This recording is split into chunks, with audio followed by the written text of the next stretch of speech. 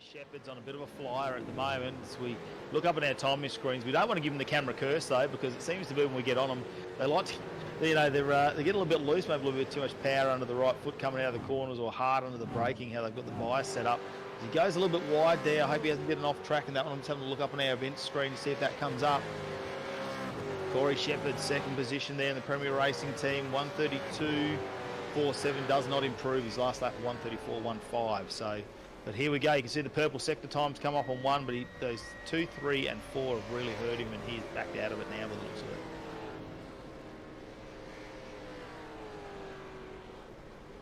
Yeah, so he's on the brakes. Corey Shepherd with a reset there for the Prem Racing Team. So, we have a look up the charts. It's still James Scott in number 1, Corey Shepherd 2, Ryan Wood 3. The championships in its entire history. So we're almost coming up to 200 races. We're not going to quite get there in season 10, but season 11, watch out for that one. We'll have the 200th race. We'll do something special for that. Guys, get ready, get set. We've 35 laps to get around here at Interlagos, Brazil. As the lights are up, we're about to go racing. Here we come. The flag comes out and we are underway. James Scott gets a nice little lead there over Corey Shepherd there as they go in the first turn. Corey Shepherd puts the nose in. This is where it's all going to come unstuck for a few people if they're too wide. But it looks like our top 4 have got through nicely and slotted in. Sideways there though for Ryan Wood, makes a move up there into third position. Tom Freer's got through as well. So they've made a couple of moves there. Just trying to see as we're moving back, because it was Gardner who was in third position. I'm trying to find out how far back he has actually gone. Yeah, he's dropped a fair way down the field. We also... This race over Corey Shepherd and Ryan Wood. Ryan Wood now putting a little bit of pressure there on Shepherd. Of course, both from the Premier Racing Team. So we'll see how they go. They're not going to want to scrap it out being teammates, but they'll be trying to do whatever they can to assist each other, catching up to James Scott, who has a little bit of a gap there at the moment, just half a second. You can notice there he turns in that corner a little bit earlier. Scott, that seems to be his driving style. You see him catch up to him sort of at the start of the corner, but he gets a good run off it, and that's where he gets that gap straight back out to just over half a second there in the Logitech G Altus eSport Holden Commodore.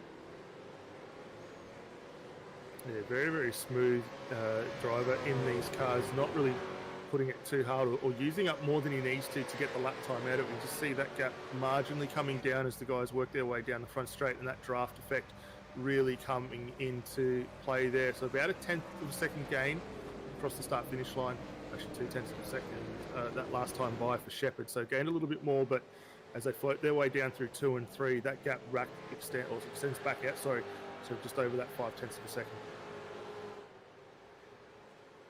You're right. Corey Shepherd was a little bit faster in that last lap, so James Scott's got a little bit to contend with this one. Needs to watch out. The 2 guys behind him are pretty keen to have a bit of a go. It's going to be interesting, I think, later in the race once we start seeing the pit stops, Norrie, because it's going to be hard breaking into that pit lane, and one little mistake could cost you. Going off track, being teammates out there from the Premier Racing Team, it's given James Scott though a little bit of a reprieve there as the gap goes back out to a steady 4/10 of a second.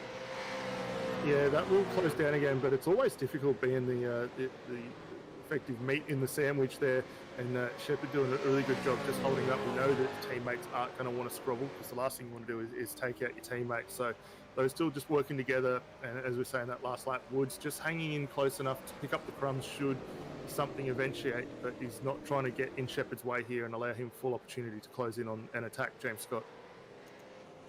Good under brakes there too, Corey Shepherd. He did close that gap up a little bit, and looks like he's holding on to it. It's only hundredths of a second really he's closed that gap, but very good under brakes in the Ford Mustang. They've got that set up, that turn number 1. That is probably key, especially if you want to take, when you get your opportunity to overtake, you really want to be set up going into turn number 1, and probably it is turn number 4 off that back straight as well.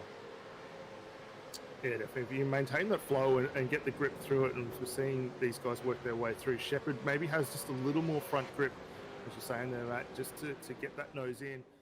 Our battle at the front here, our leaders, Corey Shepherd there in second position, and he is driving hard in that car, isn't it? It just looks like the back isn't quite as tight, though. It looks like you say, he's got a lot of front end grip in that car. Yeah, a little bit of a trait that we've traditionally seen from his driving. He's a little bit more loose in getting the most out of that car. It works for him. I mean, you don't change something you don't fix what ain't broke. So he's pushing on nicely here. I think for the pit stop strategies, well, coming in early would be a good opportunity. Norrie, how many laps will they actually get out of a tank of fuel? Is it 25 still if they've taken full fuel on at the start of the race? Yeah, full fuel at the start of the race would have given them 25 laps. And they could have stopped from about lap 5 onwards. So these guys are running it really dry at the end here. And they're going to go for a light fuel load, fresh tyres, and try and blitz some good times. I'm just waiting to see that first car pull down on the lane because I bet they'll follow each other. Oh, no, Corey Shepherd stays out. That was a fine line. I think he had to think about it then, didn't he? I think was he just following Scott? I think I don't know if he intended on coming in. He was just following Scott's line and had to think twice about that. That would have been disastrous if he clipped that inner wall there, especially head on. So Corey Shepherd now takes the lead of this race as Scott gets back in front actually very, very comfortably as well. I'm surprised that Shepherd was stationary for as long as he was. A little bit. No, it was actually a second longest pit stop time for him. So they've dropped a huge amount of time now off the back of Scott. That gap, 2.5 seconds from what was 5 tenths. This leaves Shepherd vulnerable to Ryan Wood behind because that gap has opened up as well. I think that's the team maybe making a wrong estimate there because they both pitted for quite a long time compared to James Scott, really, because Scott's opened up a gap on both of them. They've pretty much come back out where they were. Absolutely. I mean, looking at the pit stop times for both of those cars, we saw Corey Shepherd stationary just over 16.03 seconds, Ryan Wood 16.25. So those guys around a second longer than what we saw from James Scott. He was only stationary there for the 15.2 second pit stop time.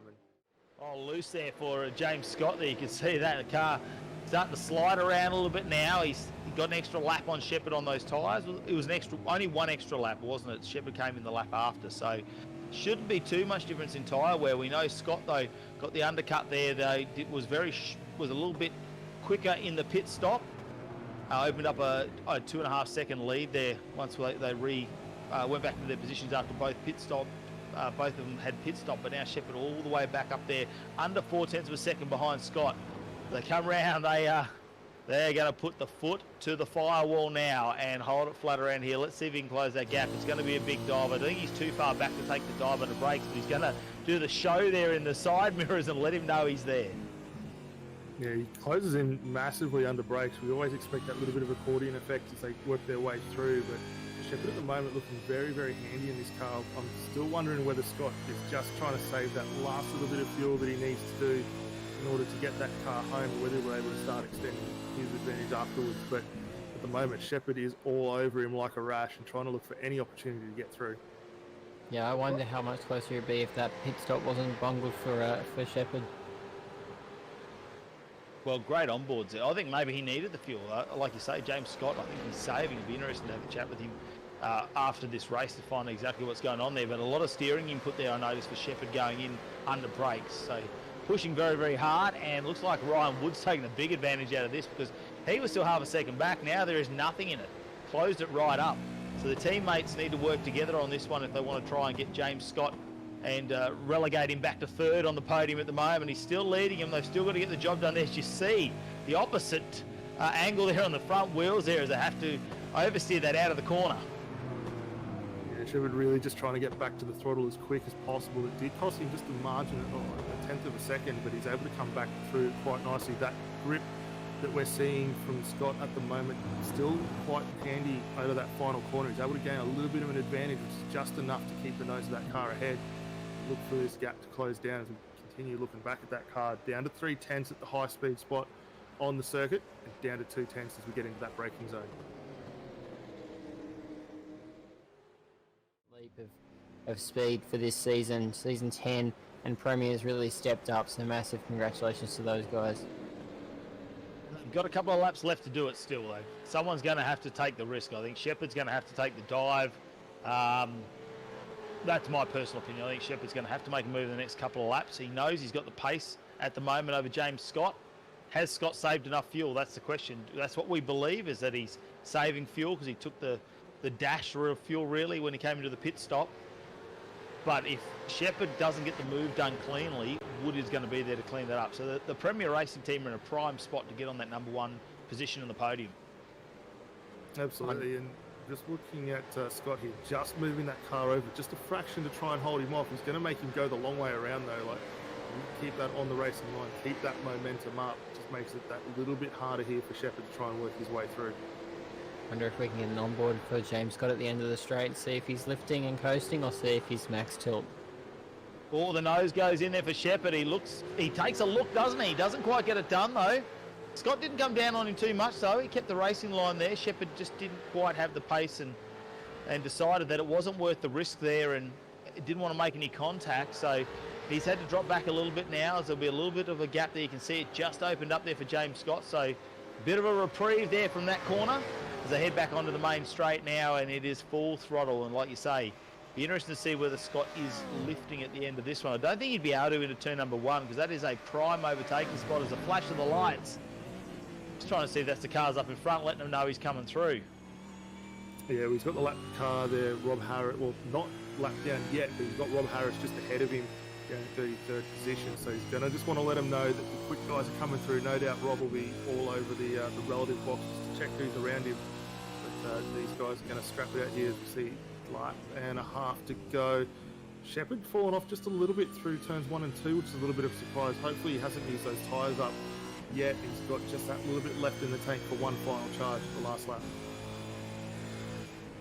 Scott using a lot of curb too, isn't he, on some of these corners? He is just trying to be as smooth as possible. As you can see, sliding the car, Shepherd sideways there, just gets up on the ripple strip. But, mate, this car is sliding around, pushing everything there. Oversteer again. Maybe, like you say, he's used up a lot of those tyres, trying to keep the pressure on Scott here at the front. He's going to have to get a good run, though, if he can make it happen, as Scott's very defensive there, comes down, takes the inside racing line there. Not making it easy for Shepherd. You don't want to give up that first position. It's round #1 here, season 10. You want to kick things off. He's defending champion. He's done it 2 seasons in a row. He wants to start off. He wants to start off and see if he can make it 3 in a row in this season. And the best way to start that off is with a win here at Interlagos in Brazil. As we're coming around, we are almost on the final lap, last corner. We're coming down the main straight. It's the final lap, and it's Corey Shepherd in second position. The Premier Racing team all over the back of Scott. Look how defensive he is on the inside there. Shepherd goes around the outside. Scott's going to be hard under brakes. He locks the wheel up too. He goes wide. Can Shepherd...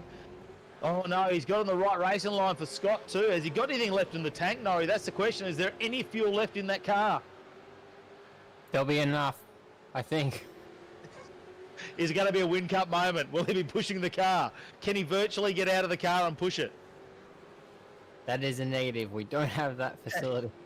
Well, bang it on the starter. Get it home on the starter is all you got to do. So no doubt they'll do it. Scott doing absolutely everything to make this as tough as possible for Shepherd, who's already defensive down through 1 and 2. He gathered it up and held it through 4. This is a fantastic run. And, what do you do if you're Ryan Wood right now and you're going, guys, look, if you want to run panels, I'm willing to take that podium. I'm willing to go to #1. But you just keep going. You keep an eye on what's ahead. Keep your foot to the metal and see if you can just pick up those crumbs as they come through. But these two are absolutely inseparable. And other than that little bit of a gap we saw after the pit stops, there's been nothing separating them. They work their way through almost to the second to last corner of the race. Looks like they're going back up the hill. That's turn 10 now, 12 as they go around. We're in the final stages here of round 1. It's race 1, 179 in the AOSC history.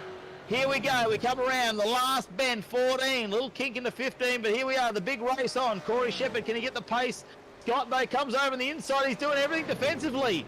And Scott will get the win by 41 thousandths of a second. So Scott manages to be defensive. We'll see what race control say about that, because he was covering every line. But let's grab our second place getter, and it was so close over the finish line. Corey, you've joined us in the commentary box. Mate, you almost got there. So close. We got much closer. That was an awesome race. Yeah, we were just talking with him before, and he didn't take on enough fuel there. So he opened up that gap after the pit stop, but you almost had him on a couple of corners. We were holding our breath through the last couple of laps. Yeah, I realised he was sort of short on fuel after he got a big margin coming out of the pits, and then I just knew I had to push, get back in the draft, and have as many cracks as I could. And yeah, got pretty close. We noticed the car skating around a bit in the last couple of laps. Is that just tyre wear or just a setup you had on the car? Yeah, tyre wear, and I was pushing a lot more. Really wanted to make a move and make it stick. So yeah. Well, you've definitely come out fighting in round number 1 of the season, and your name's up there in bright lights. You're second on the podium. Do you need to thank some people? Yeah, all the guys at Premier Racing Team had an awesome result tonight, and all the hard work we put in behind the scenes really results in results like these. And of course, big thanks to my sponsor, Mr. Antenna. Yeah, well, second place, mate, it's fantastic really to see you up there in the Premier Racing Team, and we can't wait to get your teammate in here, Ryan Wood, and have a chat with him as well. Yeah, sounds good. Cheers, guys. See you next week. Yeah, we'll see you next week. The Road America 300Ks. That's going to be a good race there. And